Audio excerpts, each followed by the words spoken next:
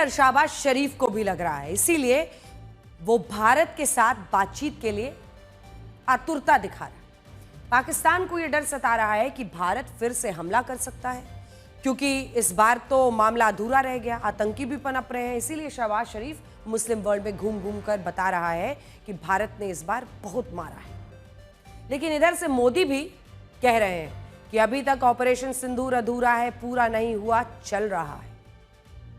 Atom bomb की गीदड़ बप्तियों से भारत डरने वाला नहीं है।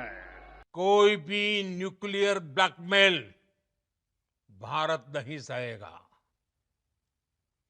न्यूक्लियर ब्लैकमेल की आड़ में पनप रहे आतंकी ठिकानों पर भारत सटीक और निर्णायक प्रहार करेगा। आतंक के उन ठिकानों को तबाह किया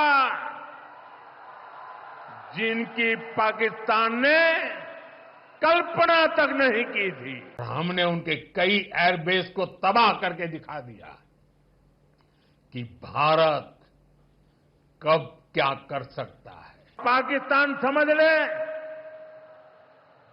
3 बार घर में घुस करके मारा है तुम्हें।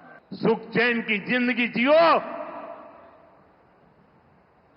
रोटी खाओ, वरना मेरी गोली तो है ही।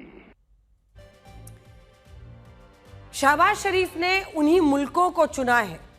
अब हम चर्चा कर रहे हैं कि ये सब जो कबूलनामा उसके बाद आया है और वो खुद मान रहा है, अंदर अंदर चाहे जितनी भी जीत जश्न करता रहे, अलग अलग मुल्कों में जा रहा है ये बताने के लिए कि भाई हमारे ये हीरो है मुनीर। शहबाज शरीफ ने उन्हीं मुल्कों को इसके लिए चुना है जहां से उसे भारत के साथ इस युद्ध के दौरान भरपूर समर्थन मिला।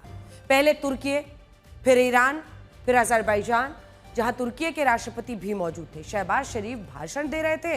इस दौरान शहबाज शरीफ ने पूरी दुनिया के सामने यह स्वीकारा कि 9-10 मई की रात को भारत ने पाकिस्तान के कई एयर बेसेस तबाह कर दिए, उन्हें नुकसान पहुंचाया।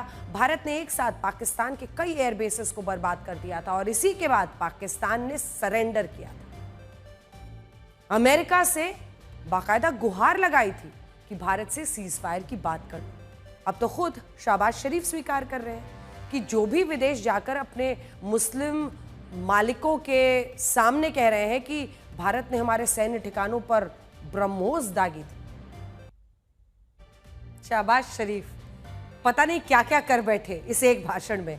एक तो विश्व समुदाय के सामने पहले यह बता दिया कि भारत ने हमें पीट दिया, ब्रह्मोस की मार्केटिंग कर दी, और फिर यह बताने के बाद कि भारत ने हमें पीट दिया, आसिम मुनीर को कहा खड़े हो जाओ और कहा ताली बजा दो इनके लिए।